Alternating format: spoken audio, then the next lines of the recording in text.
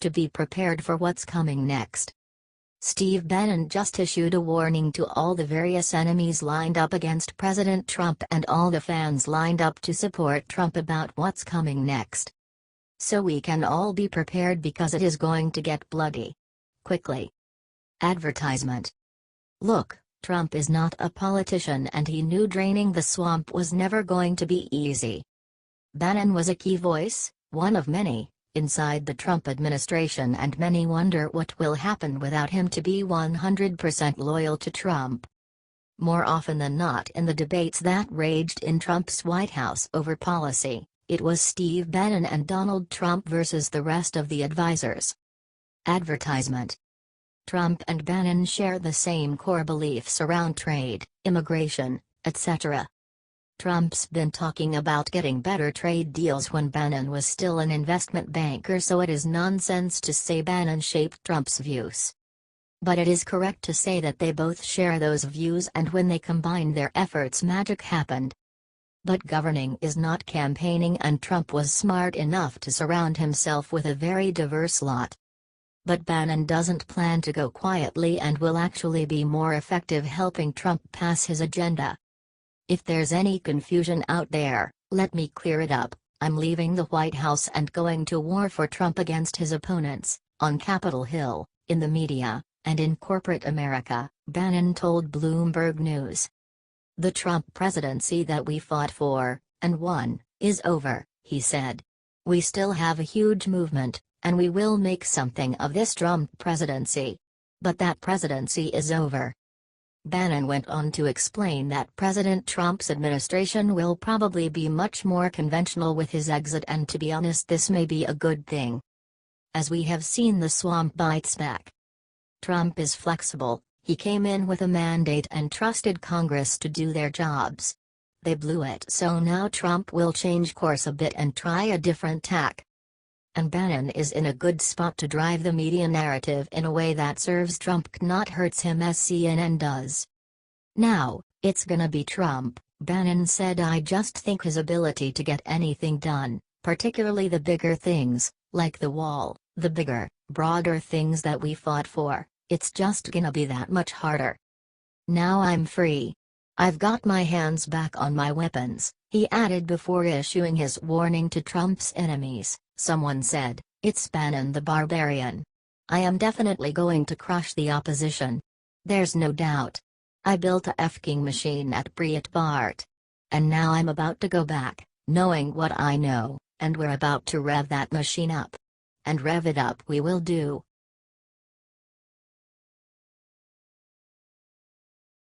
Michelle makes a fool of herself at boozy brunch when shocked people saw what she did.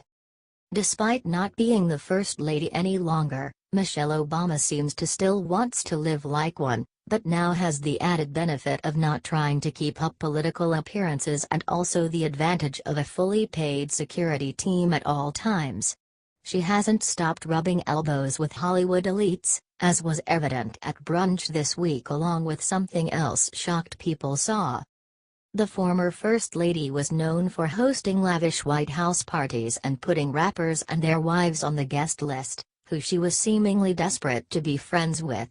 This socialite mentality appears to have stepped up a notch now that she's not under citizens' constant watch, or so she thought before what was just caught at her boozy brunch that has made many people irate. Page 6 reports that Michelle met up with Hollywood heavyweights, actress Sarah Jessica Parker, reporter Robin Roberts, and Oprah Winfrey's best friend, Gayle King, at the swanky Breslin restaurant in New York City for brunch. The women were reportedly surrounded by a tight wall of Secret Service for their entire meal, which included champagne and Bloody Marys. While sipping on adult beverages with your nice meal is really no big deal, it was the excessive security she brought along that was a foolish overuse of taxpayer funds for brunch. It's ironic that the people who are so against the protection of a wall and use of firearms, including Michelle and her liberal lunch friends, required an armed barrier of protection around their booth. Michelle probably feels like she paid her dues for 8 years in the White House, which she used as her cool card to get the in with celebrities around the country. Many people feel like she exploited her role as First Lady for this reason and think that lunch outings like this show it.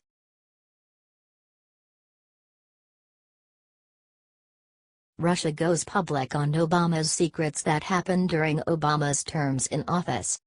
Ever since Donald Trump got elected as president, liberals have been incessantly pushing the ridiculous propaganda about his collusion with the Russian government. As their narrative reaches a fever pitch with no sign of stopping anytime soon, Russia is about to drop a massive bombshell on Obama, and unfortunately for him and the Democrats, things could get really nasty very soon. In a recent press conference on U.S.-Russia relations, Russian Foreign Ministry spokesperson Maria Zakharova said that Russia is considering publishing leaks about dirty secrets that Obama and his administration asked for the Russian government to keep private. The issue came up when she was specifically asked about the future of Russian-U.S. diplomatic relations in the context of the current atmosphere in Washington, D.C. Maria Zakharova: "We provided our views on bilateral relations and the reasons for blocking them under President Obama. We said that we were willing to work with the new U.S. administration, under President Trump. I don't think we need to invent anything in this respect, because so much has been said before. Simply, we should start concrete practical work. We are ready for this." From mid.ru. Zakharova went on to say that over the past few years they have witnessed many strange things with the Obama administration, things that directly violated how the Russian government transitionally did business. Whenever the Russian government would meet with the Obama administration, she said the U.S. State Department would always demand that the visit be kept a secret, which put Russia and the media in a strange situation. She expressed her frustration with the Democrats' recent practice of leaking confidential and secret information, saying that this practice would soon come to bite Barack Obama directly in the ass. Here's what she had to say. "Also, I would like to say that if the practice of leaking information that concerns not just the United States but also Russia, which has become a tradition in Washington in the past few years, continues, there will come a day when the media will publish leaks about the things that Washington asked us to keep secret, for example, things that happened during President Obama's terms in office. Believe me, this could be very interesting information. Our American colleagues must decide if they respect the diplomatic procedure, if they keep their word on the arrangements made between us, primarily arrangements made at their own request, or we create a few very nice surprises for each other. We can only assume that if Obama loyalists still hiding in the White House continue to leak intel, it's inevitable that Russia will drop a bomb about Obama."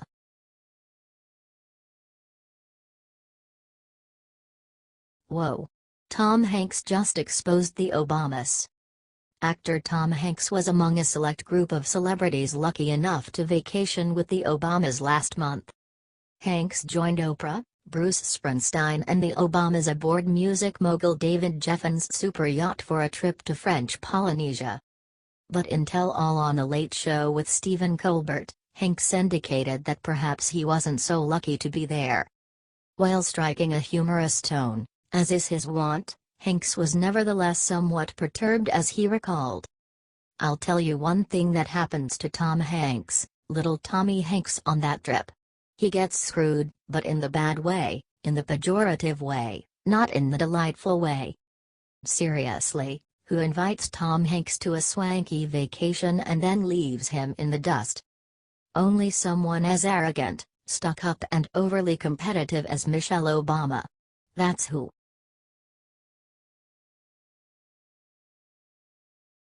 Look what Trump just did to make illegals suddenly cancel all their food stamps.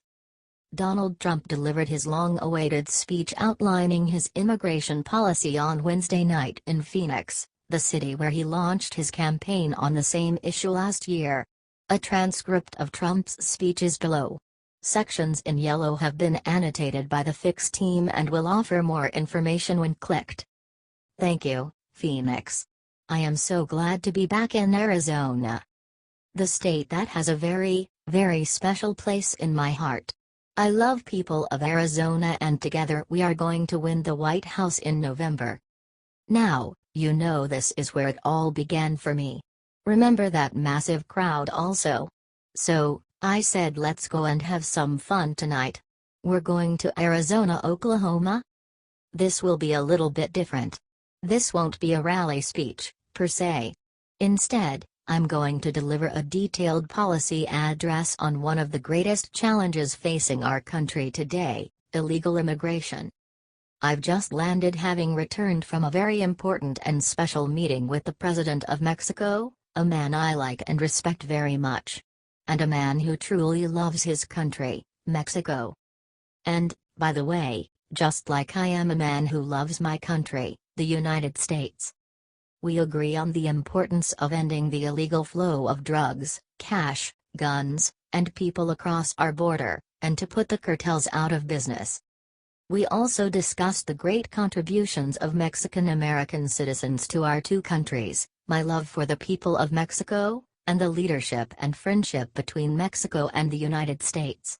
It was a thoughtful and substantive conversation, and it will go on for a while. And, in the end, we're all going to win. Both countries, we're all going to win. This is the first of what I expect will be many, many conversations. And, in a Trump administration, we're going to go about creating a new relationship between our two countries, but it's going to be a fair relationship. We want fairness.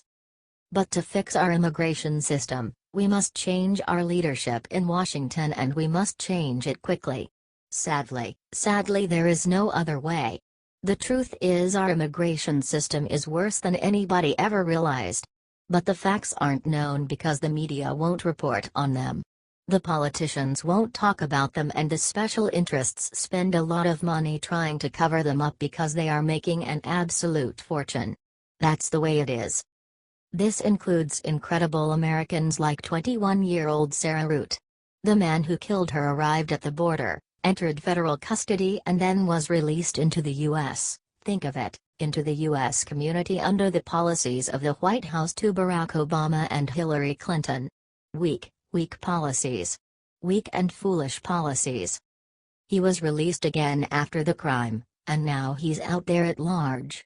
Sarah had graduated from college with a 4.0, top student in her class one day before her death. Also among the victims of the Obama-Clinton open border policy was Grant Runnebeck, a 21-year-old convenience store clerk and a really good guy from Mesa, Arizona. A lot of you have known about Grant. He was murdered by an illegal immigrant gang member previously convicted of burglary, who had also been released from federal custody, and they knew it was going to happen again. Another victim is Kate Steinle. Gunned down in the sanctuary city of San Francisco, by an illegal immigrant, deported 5 previous times. And they knew he was no good.